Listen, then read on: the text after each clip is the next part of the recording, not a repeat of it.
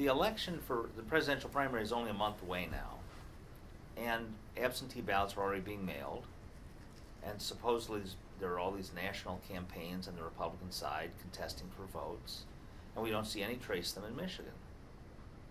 What will happen is that a few days before the election, they will suddenly show up, candidates will fly in maybe they'll cut some TV spots accusing each other of things, and then they will all go away.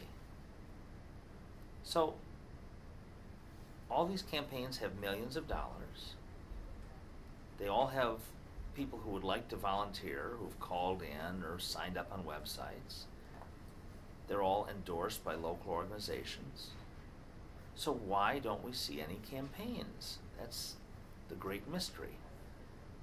If somebody running for state rep or judge or Congress, you'd see much more of the campaign than we are seeing from the presidential campaigns. Why don't we see anything other than TV spots and talking heads? So that's the question of the day. And here's the answer. Presidential primary campaigns are always crummy. They are always inefficient. If they actually use mail, which is almost rare, if they use mail, they do it really inefficiently. They mail first class rather than using bulk rate. They use a piece of literature written somewhere else, not appropriate to the state that they're mailing into, not appropriate for any particular target audience, but they use a piece that was written by a consultant 500 miles away, and they mail it out at terrible expense to a badly selected group of people.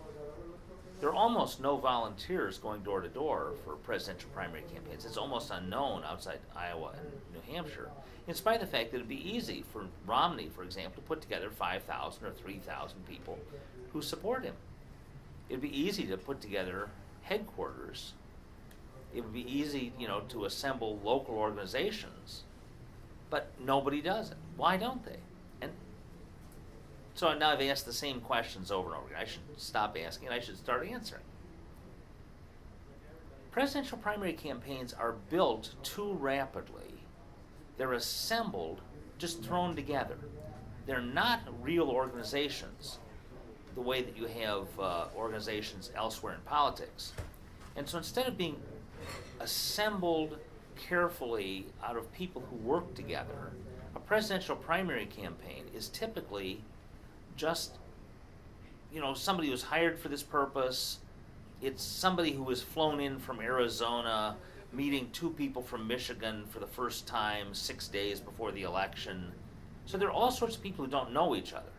And as a result of that, they aren't efficient in the sense of using resources correctly, because the organization itself doesn't have the structure of supervision and command and organization and decisions being passed up a hierarchy and people at the top making decisions and passing passing decisions down, information flowing up, the way a real bureaucracy works. And the reason for this is that a presidential primary campaign is thrown together once. It's very rare for a same candidate even to run 2 consecutive elections to have a real campaign in the same state. So there's nobody who's ever worked together before. If 2 people have never worked together on a serious level, they don't know whether they can trust each other, they don't know each other's strengths and weaknesses. And if you put together 50 people like that, which is what a national campaign looks like, or 100 people, let's say the Newt Gingrich campaign consists right now maybe of 100 paid people in the United States. I'm just guessing, but that's plausible. Maybe the Romney campaign consists of several hundred. These are people who have only worked together for weeks, and in any particular state, maybe less than that.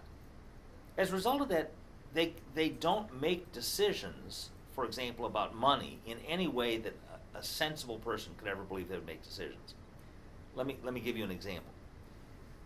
A presidential primary campaign, instead of a rational decision about what's the most cost-effective way to get votes in a particular state, that kind of a decision would require a discussion among knowledgeable people. Well, nobody knows if anybody's knowledgeable. Nobody knows if they can depend on anybody. The person they have in Michigan might be a perfectly knowledgeable person, or he might be a psychopath. And so they don't give him any money. Now, interestingly, the campaign has one thing that it can hand out to people that doesn't cost it anything, and it makes everybody feel happy. It's like a currency that is really, it's like funny money. And that currency is titles.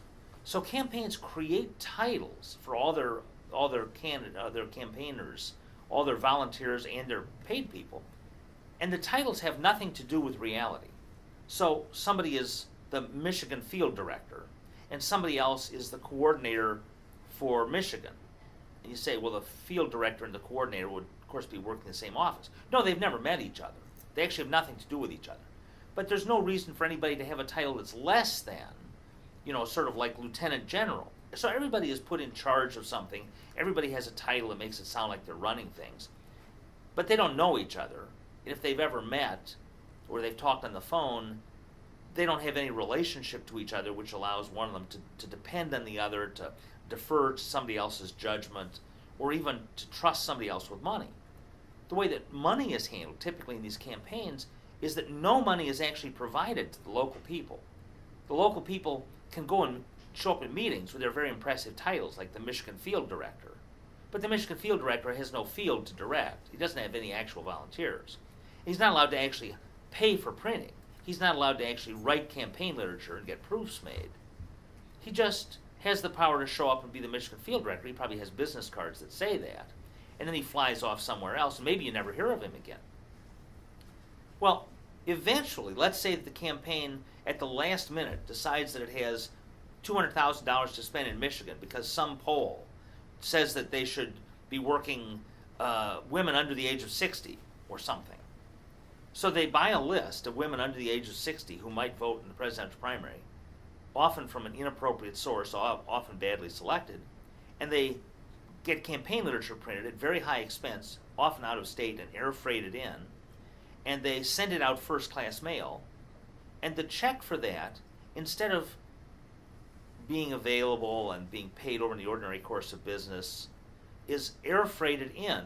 The check itself is in the old days was actually sent as a physical document, FedEx, and these days it's a wire transfer at the last possible minute, because the only person who's allowed to authorize these expenditures is a person who has a title like National Campaign Treasurer, and of course there are 10 different people with titles that sound like they're in charge of money, but only one of them really has a checkbook, and that person is trusted by the campaign.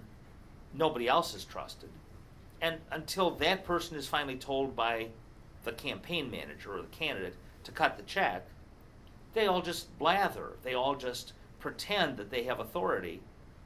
They all just act as if they're making decisions, and they hold lots of meetings, and they waste a lot of other people's times. And then at the last minute, a check is cut, a wire transfer is approved, 200,000 pieces are mailed at very high cost, printed at very high cost, the highest possible postage rate, mailed out to an inappropriate target group, and then the election is held, and they all run off to Nebraska, or Arkansas, or Maine, and they do this all again.